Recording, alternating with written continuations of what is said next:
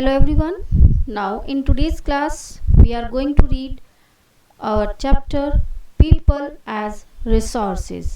आज की क्लास में हम जानेंगे People as Resources, संसाधन के रूप में Peoples किस तरह से हेल्पफुल होते हैं. All things we know in this class. Overview. Population asset for the economy rather than a liability. किसी भी देश की जनसंख्या पॉपुलेशन जिसको हम ह्यूमन कैपिटल के रूप में भी जानते हैं, जैसा कि हमने अपने पहले चैप्टर में जाना था the story of village Palampur. उसमें हमने प्रोडक्शन के फैक्टर्स जाने थे जिसमें ह्यूमन कैपिटल को यूज़ किया गया था. ह्यूमन कैपिटल क्या होती है? किसी भी देश की जनसंख्या वही ह्यूमन कैपिटल के रूप में काउंट की जाती है. पॉपुलेशन किसी भी देश की जो जनसंख्या होती है वो एक असेट हो सकती है, एक सहभागी हो सकती है अर्थव्यवस्था के लिए, रैदर देन ए लायबिलिटी. लायबिलिटी एक भार ना होकर, जब तक हम उस जनसंख्या के ऊपर सही वे में इन्वेस्ट नहीं करते हैं तब तक वह उस देश के लिए एक लायबिलिटी होगा. लेकिन जब हम उस पर सही वे में इन्वेस्टमेंट करें और उसको इस योग्य बना दें कि वह देश के लिए नया प्रोडक्शन तैयार कर सके, तब हम उसको एक एसेट के रूप में डेवलप कर सकते हैं. इस तरह से people as resource, way of referring to a countries working people. इस तरह से किसी भी देश की जो जनसंख्या होती है उसमें हम पीपल्स को एक संसाधन के रूप में उस जनसंख्या को काउंट करेंगे जो वर्किंग पीपल होती है. उस देश की वर्किंग जो जनसंख्या होगी वो सब उस देश के लिए एक रिसोर्स का काम करेगी. In terms existing productive skills and abilities, उनके अंदर प्रोडक्शन की एबिलिटी होगी, स्किल्स होंगी और जिसके आधार पर वो देश की अर्थव्यवस्था में अपनी सहभागिता करेगी. The positive side of a large population often overlooked. कई बार क्या होता है, जिस देश की जनसंख्या ज़्यादा होती है तो उस देश की जनसंख्या को नेगेटिव साइड के रूप में देखा जाता है, क्योंकि ऐसा माना जाता है कि जिस देश की जनसंख्या ज़्यादा होती है उस देश में डेवलपमेंट नहीं हो सकता, उसमें डेवलपमेंट कम होता है. लेकिन हम उसका पॉजिटिव साइड भी देख सकते हैं. जितनी अधिक लार्ज जनसंख्या होगी, अगर वो प्रोडक्शन में कैपेबल है, प्रोडक्टिविटी स्किल उसकी बहुत अधिक है, तो वो उस देश के लिए एक नेगेटिव साइड नहीं होगा, वह उस देश के लिए एक पॉजिटिव भूमिका निभाएगा. और problem of providing food, education, access to health care facilities, उसको नेगेटिव साइड में तब देखा जाता है जब देश के पास उसको फूड संबंधी, एजुकेशन संबंधी और हेल्थ फैसिलिटीज़ की जो प्रोवाइडेशन होती है उसमें प्रॉब्लम होती है. लेकिन जब हम उसको सही वे में फूड, एजुकेशन और हेल्थ फैसिलिटीज़ प्रोवाइड करेंगे तो वह नेगेटिव साइड ना होकर एक पॉजिटिव वे में वर्क करेगी देश के लिए. लेकिन एक जनसंख्या को पॉजिटिव साइड बनाने के लिए इन्वेस्टमेंट की नीड होती है. इन्वेस्टमेंट इन ह्यूमन कैपिटल, उस इन्वेस्टमेंट किस वे में किया जाए? Through education, training, medical care. इन सब पर अगर हम उस पर इन्वेस्टमेंट करते हैं तब उस इन्वेस्टमेंट से उस जनसंख्या को ह्यूमन कैपिटल में बदला जा सकता है. वह उस देश के लिए एक फिजिकल कैपिटल होगा, like investment in physical capital. इस तरह से देश की जनसंख्या को एजुकेट करके, ट्रेन करके और उनको उपयुक्त मेडिकल फैसिलिटीज़ प्रोवाइड करके उनकी प्रोडक्शन स्किल को बढ़ाया जा सकता है और उनको एक प्रोडक्टिव उत्पाद में बदला जा सकता है. इस तरह से किसी भी देश की जनसंख्या को हम ह्यूमन कैपिटल के रूप में यूज़ कर सकते हैं. हमने चैप्टर में जाना था सकल और विलास की स्टोरी के थ्रू, किस तरह से इन दोनों की स्टोरीज में डिफरेंसेस हैं. दोनों को सही वे में इन्वेस्टमेंट ना मिलने के कारण, मीन्स एक पीपल को इन्वेस्टमेंट मिलता है अपनी एजुकेशन के रूप में, फिजिकल कैपिटल के रूप में, ट्रेनिंग के रूप में, मेडिकल केयर के रूप में, वह सक्सेस होता है. लेकिन दूसरा पर्सन जिसको सही वे में इन्वेस्टमेंट प्राप्त नहीं होता वह सक्सेस नहीं हो पाता. इस स्टोरी के थ्रू हम जान सकते हैं, समझ सकते हैं कि किस तरह से किसी भी देश की वर्किंग कैपिटल को असेट में बदला जा सकता है, लायबिलिटी के स्थान पर उसको असेट बनाया जा सकता है. फैक्ट्स क्या होता है? Not only educated and healthier people gain through higher income, society gains the other indirect veg.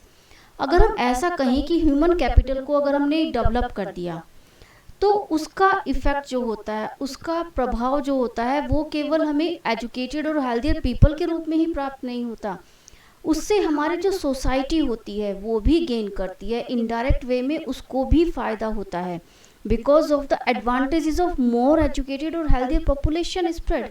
क्योंकि जितनी अधिक एजुकेटेड पीपल होंगे, हेल्थियर पीपल होंगे, तो उसका जो पॉपुलेशन का स्प्रेड है वो भी हेल्थियर और एजुकेटेड पीपल के रूप में होगा, वर नॉट डायरेक्टली एजुकेटेड और गिवन हेल्थ केयर। तो इस तरह के पीपल्स जिन पर इन्वेस्टमेंट सही वे में होता है वो उस देश के लिए भी फायदेमंद होते हैं, इकोनॉमिक रूप में भी, और सोसाइटी के लिए भी वो बेटर होते हैं। Human capital is one way superior than other resources. इसी कारण से जितने भी संसाधन होते हैं हमारे देश में, उन सब में ह्यूमन कैपिटल को सुपीरियर माना जाता है। क्यों?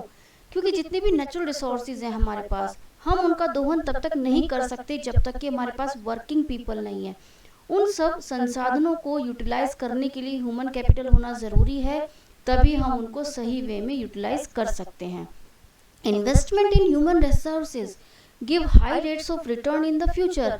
और ऐसा भी नहीं हम कह सकते कि जो इन्वेस्टमेंट हम ह्यूमन रिसोर्स पर करते हैं वो वेस्ट होगा, वो वेस्ट नहीं होगा, क्योंकि वो फ्यूचर में हमें और अधिक रिटर्न प्रदान करेगा। एजुकेटेड पेरेंट्स फाउंड और invest more heavily educated to their childs. हम देखते हैं कि जितने भी पेरेंट्स होते हैं वो अपने बच्चों की एजुकेशन पर इन्वेस्टमेंट करते हैं। किस टारगेट के कारण? इस टारगेट से कि फ्यूचर में उनके बच्चे एजुकेटेड होंगे और उनको रिटर्न में सुविधाएं प्रदान होंगी, वो उनकी जिम्मेदारी उठा पाएंगे। इस तरह से जो इन्वेस्टमेंट होता है ह्यूमन रिसोर्सेज पर, वो फ्यूचर में रिटर्न प्रदान करता है। इस कारण से उन पर जो इन्वेस्टमेंट होता है वो कभी भी वेस्ट नहीं होता है। Human resources, people are part of work force are called human resources. अब ह्यूमन रिसोर्सेज हम किसे कहते हैं? वो सब जनसंख्या जो वर्क फोर्स में शामिल हो सकती है उसको हम ह्यूमन रिसोर्स के रूप में इंक्लूड करते हैं। बाय कंट्रीब्यूटिंग द प्रोडक्टिविटी, अपनी प्रोडक्टिविटी के कारण human resource play a significant role, वह एक प्रमुख रोल अदा करते हैं किसी भी देश की आर्थिक गतिविधियों में। Any other resources becomes useful only because of input by the human resources. जितने भी रिसोर्सेज होते हैं हमारी अर्थ पर, वो तभी यूजफुल हो सकते हैं जब ह्यूमन रिसोर्स के द्वारा उनको सही वे में यूटिलाइज किया जाता है। Investment in human capital yields A return like investment in other resources. इसी तरह से जैसे हम अन्य रिसोर्सेज पर इन्वेस्टमेंट करते हैं और उनसे हमें फायदा प्राप्त होता है, जस्ट लाइक हमें ह्यूमन रिसोर्स पर भी इन्वेस्टमेंट करना पड़ता है, तभी हम उससे फायदा प्राप्त कर सकते हैं, उससे गेन कर सकते हैं। अब ये इन्वेस्टमेंट किस वे में होना चाहिए? Education, training and health care सुविधाओं के रूप में ये इन्वेस्टमेंट किया जाना चाहिए। क्योंकि जब हम बेटर एजुकेशन प्रोवाइड करेंगे पीपल्स को, तो उनकी जो अर्निंग होगी वो बेटर होगी rather than uneducated person। Uneducated person की तुलना में, जैसा कि हमने शक्ल और विलास की स्टोरी के थ्रू जाना था। More over A healthy person is more productive. क्योंकि एक हेल्दी पर्सन जो होता है वो अधिक प्रोडक्टिव होता है। जो पीपल हेल्दी होगा उसकी वर्किंग कैपेसिटी ज़्यादा होती है, वो अधिक अर्न करने की कैपेबिलिटी रखता है, तो मोर प्रोडक्टिव वो पाए जाते हैं। Educated parents understand the value of education. जितने भी एजुकेटेड पेरेंट्स होते हैं उन्हें अच्छे से पता होता है कि एजुकेशन की क्या वैल्यू होती है। यही कारण होता है कि वो अपने बच्चों पर सही वे में एजुकेशन पर इन्वेस्ट करते हैं, जिससे कि उनका जो फ्यूचर होता है वो सिक्योर किया जा सके। Educated parents also take extra care. यहाँ तक कि जितने भी एजुकेटेड पेरेंट्स होते हैं वो एक्स्ट्रा केयर भी देते हैं अपने बच्चों को, उनकी हेल्थ संबंधी सुविधाओं के रूप में, उनकी पोषण संबंधी सुविधाओं के रूप में। और इससे एक वर्चुअस साइकिल हमारे पास देखने को मिलता है जो ह्यूमन कैपिटल के रूप में डेवलप होता है। वर्चुअस साइकिल कैसे? एक एजुकेटेड पेरेंट्स जो होता है, एक एजुकेटेड पेरेंट्स है, अब उसके जो बच्चे होंगे वो भी एजुकेटेड होंगे, और एजुकेटेड चाइल्ड जो होंगे उनकी आने वाली जनरेशन भी एजुकेटेड ही बनेगी, क्योंकि उन्हें एजुकेशन की वैल्यू का पता है। उन्हें पता है कि किस तरह से अपने बच्चों को हम सफल कर सकते हैं, उनको सक्सेस कर सकते हैं।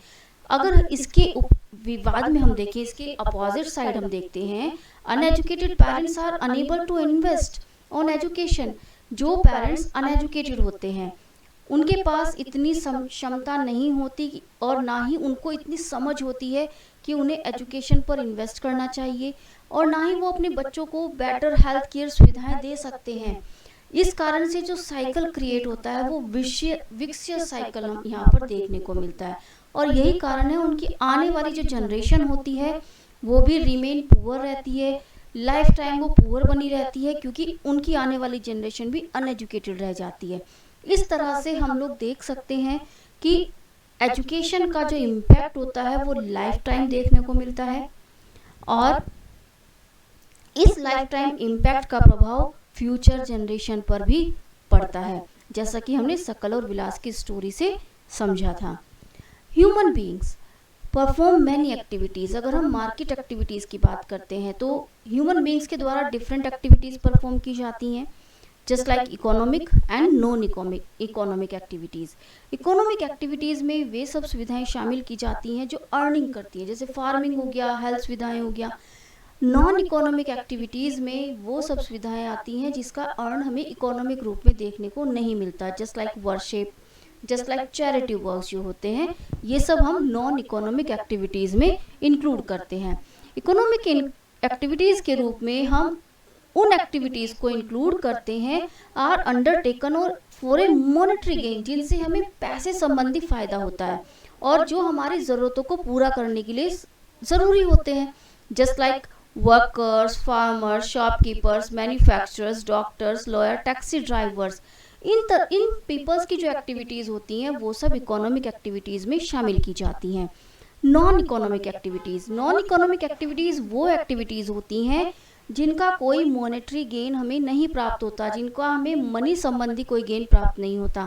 These are also called unpaid activities. इनको हम अनपेड एक्टिविटीज़ भी कह सकते हैं, जस्ट लाइक पूजा पाठ, housekeeping, helping the poor and disabled peoples. किसी को चैरिटी में हेल्प करना, ये सब एग्जाम्पल्स आपके नॉन इकोनॉमिक एक्टिविटीज़ में शामिल किए जाते हैं।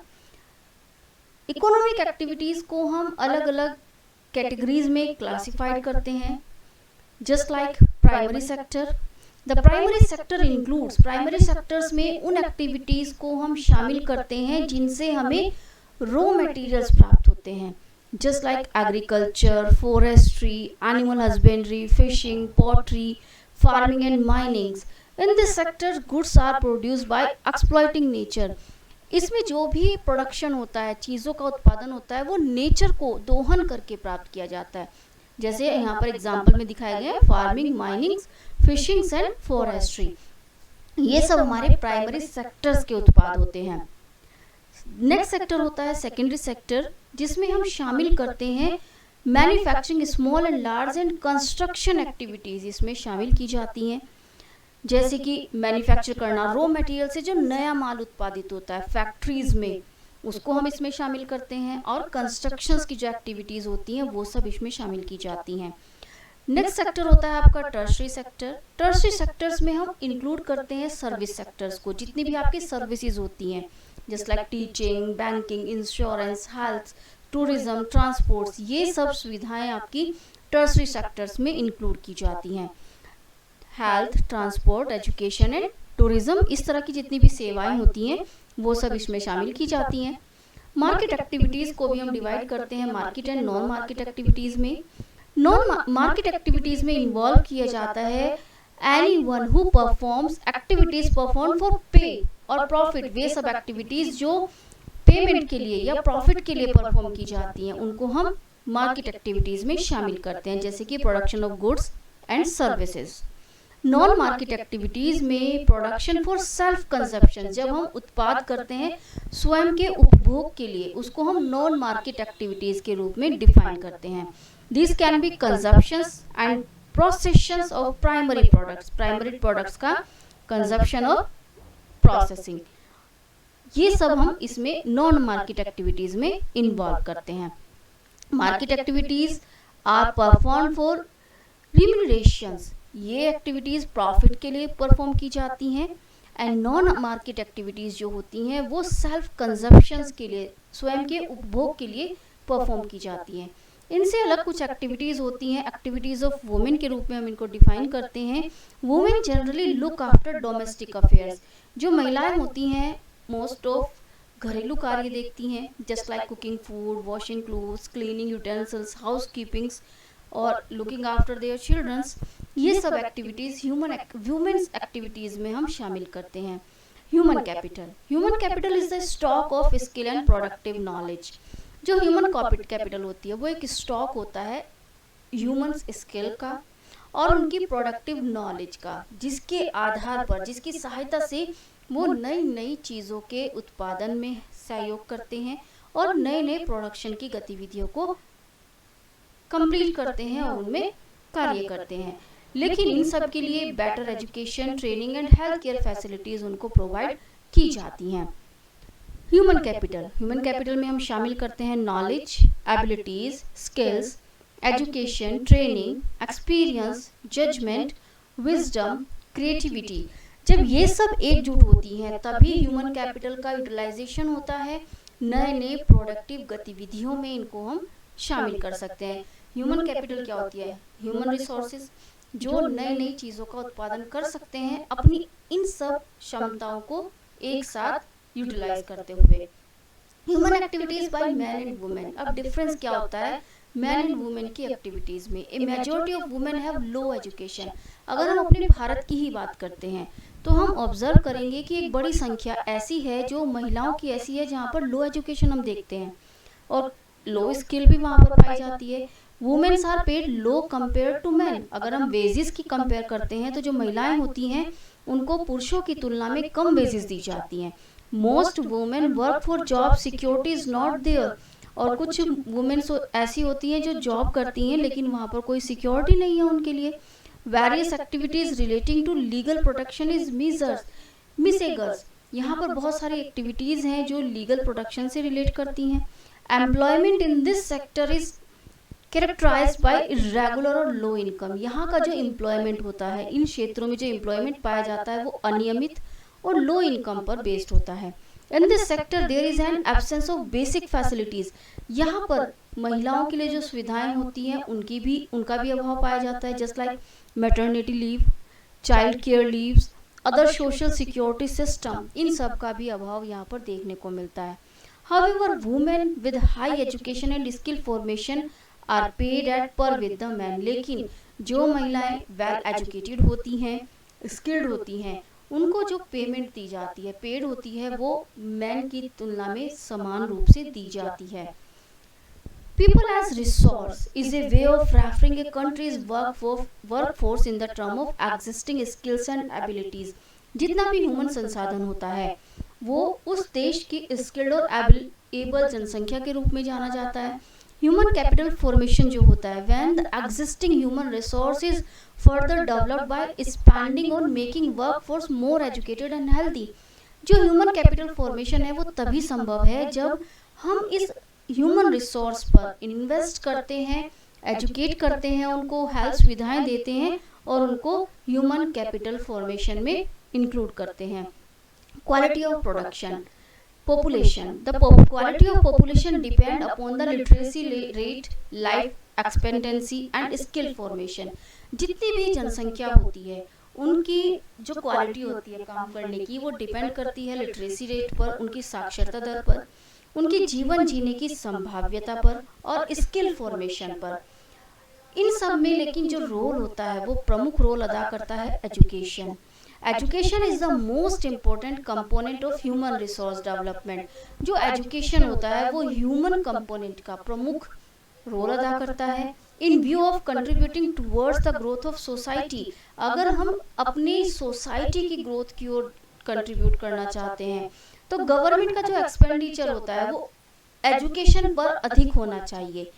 जैसा कि आंकड़ों से भी पता चलता है, अगर हम आंकड़ों को ऑब्जर्व करते हैं, टेबल में दिए गए आंकड़ों से भी हमें पता चलता है कि सरकार के द्वारा ईयर बाय ईयर जो एजुकेशन पर खर्च है उसको इंक्रीज किया गया, जिससे कि जो जनसंख्या है उसकी क्वालिटी को इंक्रीज किया जा सके।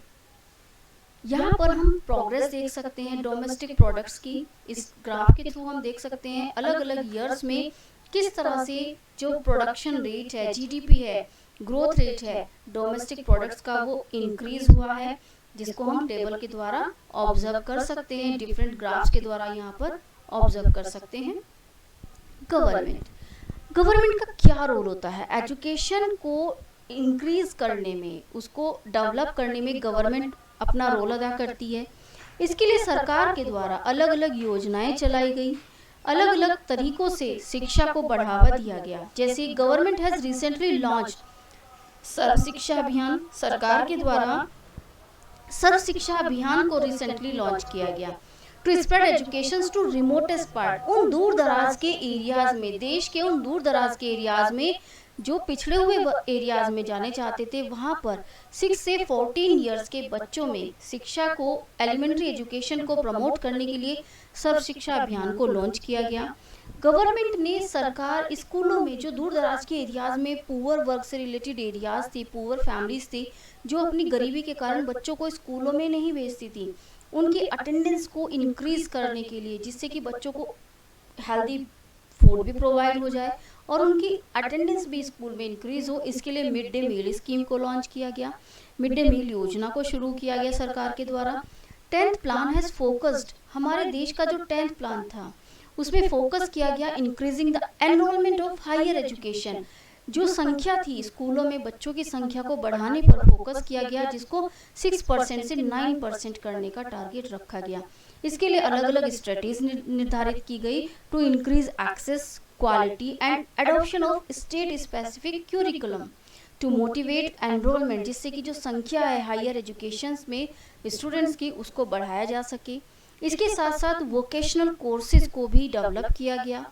Are also offered in use of information technology, साथ साथ इंफॉर्मेशन टेक्नोलॉजी को भी डेवलप किया गया, जो टारगेट रखा गया कि इंफॉर्मेशन टेक्नोलॉजी जो आज के समय की डिमांड है उसको भी अधिक से अधिक बढ़ावा दिया जाए। The 10 plans also focus on distant education, coverages of formal and non formal and IT education. इस तरह से शिक्षा को बढ़ावा देने के लिए अलग अलग क्षेत्रों में टारगेट को निर्धारित किया गया गवर्नमेंट के द्वारा। यहाँ पर हम टेबल के थ्रू देख सकते हैं, नंबर ऑफ कॉलेजेस इंक्रीज होते चले गए, ईयर बाय ईयर कॉलेजेस की संख्या बढ़ती चली गई, यूनिवर्सिटीज में इंक्रीजमेंट हमें देखने को मिला, स्टूडेंट्स की जो संख्या है वो भी लगातार बढ़ी है और उसके साथ साथ टीचर्स की जो संख्या है उसमें भी लगातार बढ़ोतरी हमें देखने को मिली है। Sarva Shiksha Abhiyan is an Indian government programme, यह एक इंडियन गवर्नमेंट का प्रोग्राम है जिसका मेन टारगेट क्या था, universalisation of elementary education, elementary education का यूनिवर्सलाइजेशन करना, विश्वव्यापीकरण करना in a time bound manner, और एक निश्चित समय काल के अंतर्गत, as mandated by the 86th amendment to the constitution of India, making free and compulsory education. और इसके तहत, हमारे संविधान के तहत, जो 6 से 14 इयर्स के बच्चे थे, एज ग्रुप था, उसके लिए फ्री और कंपल्सरी एजुकेशन को टारगेट किया गया। और यह टारगेट श्री अटल बिहारी वाजपेयी जी के संरक्षण में इस प्रोग्राम के थ्रू निर्धारित किया गया था। History of Sarva Shiksha Abhiyan as an intervention programme, Sarva Shiksha Abhiyan has been a proportional since 2000 to 2001. However, its roots go back to 1993 to 94. इसकी जो शुरुआत थी वो 93-94 से हो गई थी, when the district primary education program was launched. District primary education programme को लॉन्च करने के साथ साथ इस टारगेट को शुरू किया गया था, with the aim of achieving objects of universal primary education, जिसके तहत यूनिवर्सल प्राइमरी एजुकेशन के टारगेट को प्राप्त करने का निश्चित किया गया। Over several phases cover 272 district and 18 state of the country. इस टारगेट के तहत 272 डिस्ट्रिक्ट्स को कवर किया गया और 18 स्टेट्स को टारगेट किया गया।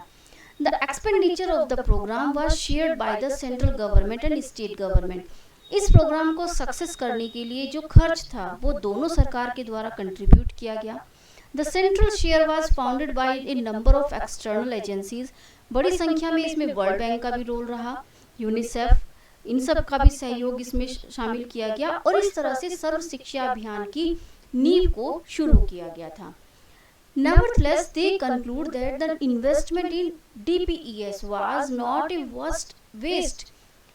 यहाँ पर अगर हम ऑब्जर्व करें, जो DPEP है उस पर जो इन्वेस्टमेंट हुआ वो वेस्ट नहीं था, because it introduce the new approach. इसके तहत एक नई अप्रोच को बढ़ावा मिला था प्राइमरी स्कूल्स के लिए।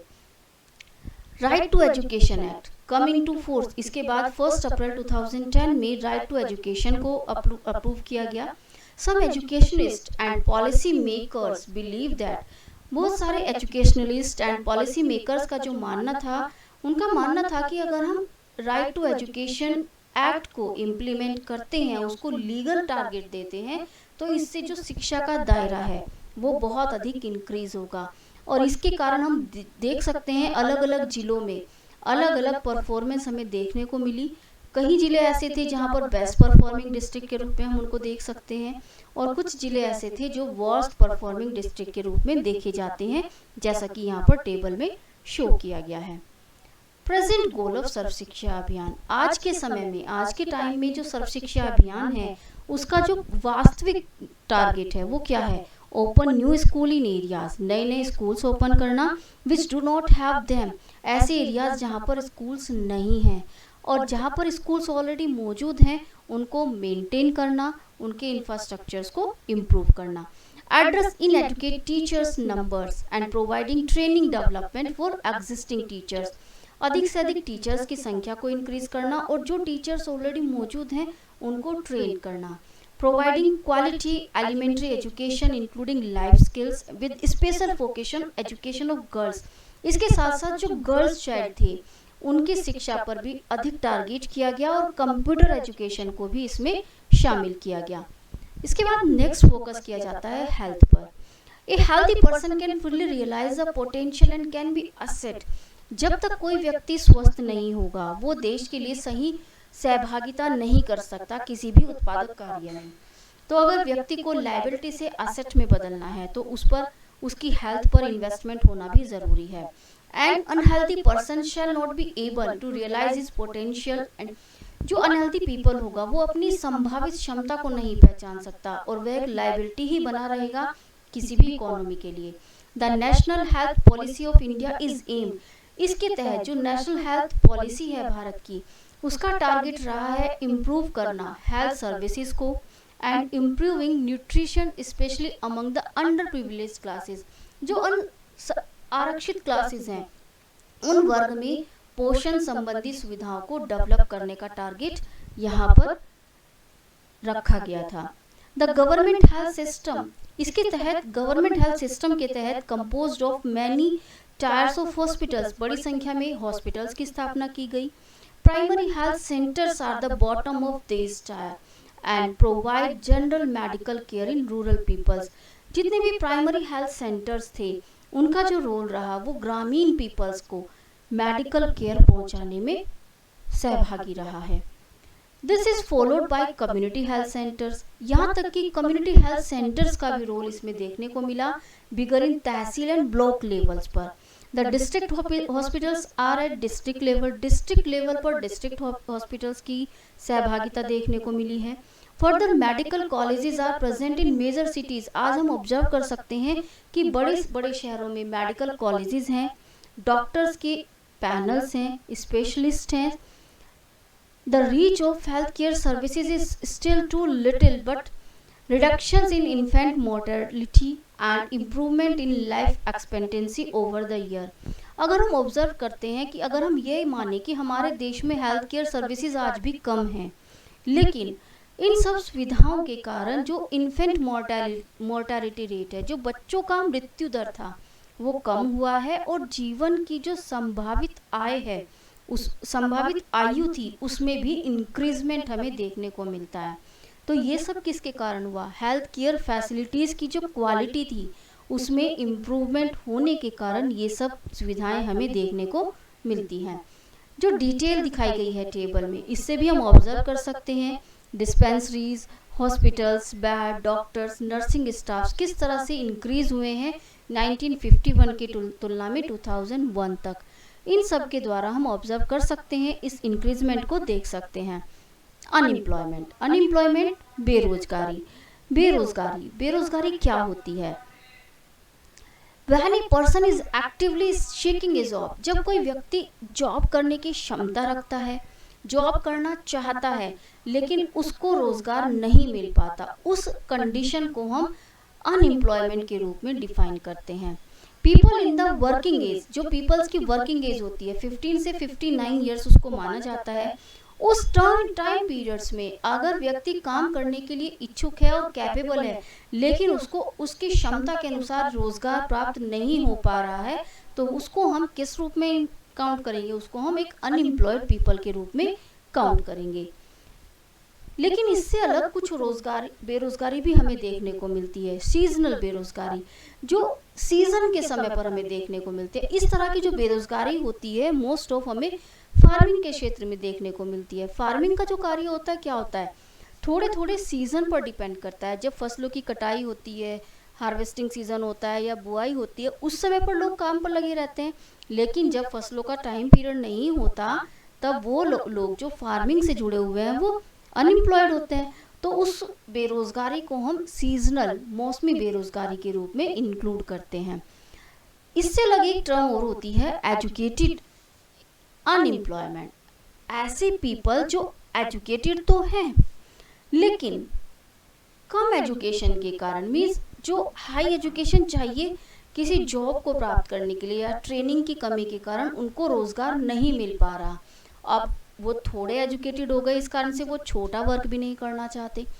इस कारण से ऐसे पीपल्स क्या होते हैं, मान लिया जैसे ग्रेजुएट हो गए, पोस्ट ग्रेजुएट पीपल्स हो गए, अब वो काउंट तो किए जाएंगे एजुकेटेड पीपल्स में, लेकिन क्योंकि उनके पास जॉब प्राप्त करने के लिए जो सही एजुकेशन होनी चाहिए वो उपलब्ध नहीं है, इस कारण से वो कोई जॉब प्राप्त नहीं कर पा रहे और अपनी एजुकेशन के कारण ऐसा भी वर्क नहीं करना चाहते जो उनकी एजुकेशन के बीच में आए।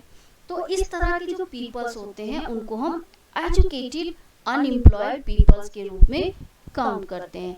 लेकिन इन पीपल्स को, एजुकेटेड पीपल्स को ट्रेन करके नए वे में चेंज किया जा सकता है। एक बेरोजगारी और होती है अदृश्य बेरोजगारी, हम इसको कहते हैं hidden unemployment. This type of unemployment is also more prevalent in rural areas. इस तरह की जो बेरोजगारी होती है वो भी ग्रामीण एरियाज में अधिक देखने को मिलती है। फॉर एग्जाम्पल, मान लिया किसी फैमिली में 8 पीपल्स हैं, 8 वर्किंग मेंबर्स हैं, all of them are working on their farm. अब वो खेती में इन्वॉल्व है, अब सभी के सभी पीपल्स 8 के 8 पीपल्स खेती में लगे हुए हैं। अब जो खेत का जो साइज है वो इतना है कि उसमें केवल 5 पीपल्स भी अगर एंगेज हों तो वो सफिशिएंट है। तो अगर इस हिसाब से हम काउंट करें 8 पीपल्स उस कार्य को कर रहे हैं जिसमें 5 पीपल्स ही सफिशिएंट हैं, तो 3 पीपल्स कौन हो गए? वो हिडन अदृश्य बेरोजगार हो गए। हमें वो दिखाई दे रहे हैं कि वो काम में इन्वॉल्व हैं, लेकिन अगर वो कहीं और जाकर एक्स्ट्रा काम करते तो वो एक्स्ट्रा प्रोडक्टिविटी में इन्वॉल्व होते, अलग ग्रोथ उनसे डिपेंड होती। लेकिन क्योंकि वो वहीं पर इन्वॉल्व है जहाँ पर 5 पीपल्स काम कर सकते थे, इस तरह के जो पीपल्स होते हैं जो काम करते हुए हमें दिखाई देते हैं लेकिन उनका रिजल्ट क्या होता है वो शून्य होता है, उनको हम अदृश्य बेरोजगारी में काउंट करते हैं। Their potential could have given better result in utilise elsewhere. उनकी जो कुशलता है उससे हम और अधिक बेटर रिजल्ट प्राप्त कर सकते हैं अगर हम उनको किसी और जगह पर यूटिलाइज करें, किसी और क्षेत्र में यूटिलाइज करें। Similarly situation can also be seen in some family own shop. इस तरह की जो सिचुएशन होती है वो उन फैमिलीज में भी हम देख सकते हैं जिनकी अपनी अपनी दुकानें होती हैं। उसमें क्या होता है, जो पीपल्स होते हैं एक ही दुकान पर लगे रहते हैं। तो इस तरह की जो बेरोजगारी होती है वो अदृश्य बेरोजगारी के रूप में काउंट की जाती है। अब इन सब की कंसिक्वेंसेस क्या होती हैं? Unemployment leads to wastage of man power resources. जो बेरोजगारी होती है वो मैन पावर के वेस्टेज को प्रोत्साहित करती है। Unemployment tend to increase the economic overload. जो बेरोजगारी होती है वो आर्थिक क्षेत्र पर भी भार को इंक्रीज करती है। That is the dependence of unemployed on the working population. क्योंकि जो अनएम्प्लॉयड पीपल होंगे वो किस पर डिपेंड करेंगे? वो वर्किंग पॉपुलेशन पर डिपेंड करते हैं, जबकि उनका कोई रोल इकोनॉमिक क्षेत्र में नहीं होता है। इस कारण से वो एक भार होते हैं। अनएम्प्लॉयमेंट में leads to an increase in social unrest and tension. यहाँ तक कि जो अनएम्प्लॉयमेंट होता है, बेरोजगारी की जो समस्या होती है वो सामाजिक अनरेस्ट को और टेंशन को भी इंक्रीज करने का काम करती है। तो हमें इस क्षेत्र पर अधिक बल देना चाहिए, इस क्षेत्र पर काम करना चाहिए, जिससे कि जो बेरोजगारी की समस्या है उसको समाधान किया जा सके और उसको सुधारा जा सके, और देश में जो जनसंख्या है उसको लायबिलिटी से असेट में आसानी से बदला जा सके। I hope you have understood this chapter very well with this PPT. Now this chapter is completed here. Okay then. Thank you.